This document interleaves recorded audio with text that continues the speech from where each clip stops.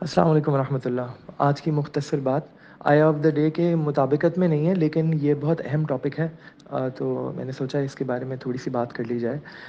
وہ یہ ہے کہ کچھ لوگ قرآن مجید کو جو ہے وہ فال نکالنے کے لیے استعمال کرتے ہیں، جیسے کہ کسی کام کے بارے میں وہ دو رائے رکھ رہے ہیں، یا پھر جو ہے کسی وقت طبیعت گھبرا رہی ہے، یا پھر فیوچر کورس آف ایکشن سمجھ میں نہیں آ رہا، تو قرآن مجید جو ہے وہ اٹھایا اور رینڈملی جو ہے وہ کسی بھی پیج کے اوپر کسی بھی آیت پر رک کر کے اور اس سے جو ہے نا وہ آپ نے شگون لے لیا۔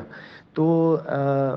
بات یہ ہے کہ یہ کام جو ہے نا وہ اس میں ہٹ اور مس ہے، یعنی کہ یہ کوئی مطلب مناسب بات نہیں ہے کہ آپ قرآن مجید سے جو ہے نا کوئی بد فعل لیں۔ دیکھیں، خوش گمانی کی جا سکتی ہے، ٹھیک ہے، آپ نے کوئی چیز دیکھی اور اس میں آپ نے کوئی آپٹیمزم کا پہلو نکال لیا، لیکن پیسمزم کا پہلو نکالنا اور اس چیز کو جو ہے وہ پھر ریلیٹ کرنا اور اپنے کاموں کو اس سے متاثر ہونا، قرآن مجید فال نکالنے کی کتاب نہیں ہے۔ یا تو قرآن مجید میں کوئی بات اگر لکھی ہوتی ہے تو آپ کو اس کا سیاق و سباق پڑھنا بہت ضروری ہے، کہ اس سے پہلے کی چند آیات کیا تھیں، بعد کی چند آیات کیا ہیں، اس آیت کا کانٹیکسٹ کیا ہے، اس آیت کو سیاق و سباق اور پس منظر سے ہٹ کے اس سے کوئی معنی لینا، یہ چیز بہت خطرناک ہے۔ اور اسی طریقے سے قرآن مجید میں کسی بھی آیت کو ایک دم سے اٹھا کے پڑھنا اور اس کا مطلب نکال لینا کہ اس سے یہ ہو گیا، اس سے یہ ہو گیا، اور اس کو پھر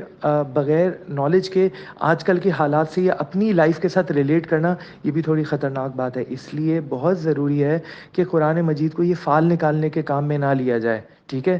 رینڈملی کہیں سے کھول کر کے اور بس ایک آیت کو لے کے اور پھر اس کو سمجھنے کی کوشش کرنا، یہ ٹھیک نہیں ہے۔ آیت کو اس کے کانٹیکس میں، اسی لیے ہم ایک ترتیب کی بات کر رہے ہیں، تو اس لیے پلیز یہ میک شور کریں کہ قرآن مجید جب آپ پڑھ رہے ہوں تو آپ اس کو تسلسل کے ساتھ پڑھیں، تاکہ آپ کو آئیڈیا ہو کہ اس وقت کس کانٹیکس میں بات ہو رہی ہے۔ اور ساتھ میں آپ جو ہے کوشش کریں کہ کوئی بھی ایک قابل اعتماد تفسیر جو ہے وہ اپنی نظر میں رکھیں، اردو میں یا انگلش میں، جس بھی لینگویج میں آپ کمفرٹیبل ہیں وہ آپ کے پاس ہو، تاکہ آپ کو اگر کسی آیت کے بارے میں مزید ایکسپلوریشن کا دل چاہ رہا ہو تو اس کو آپ ایکسپلور کر سکیں، ٹھیک ہے۔ آن لائن بہت ریسورسز اویلیبل ہیں، آپ کو موٹی موٹی تفسیر کی جلدیں خریدنے کی ضرورت نہیں ہے۔ جو آیت پڑھیں آپ اس کی جو ہے وہ جو معتبر مختلف ایپس ہیں ان ایپس سے آپ لے سکتے ہیں۔ قرآن اینڈرائڈ بہت اچھی ایپ ہے، اس کے اندر مختلف تفاسیر موجود ہیں، اور اس کے علاوہ بھی I'm sure there are lot of resources available, but the summary of whatever I'm trying to say is کہ please don't use the Quran Majeed for what it's not for، یعنی کہ it's not to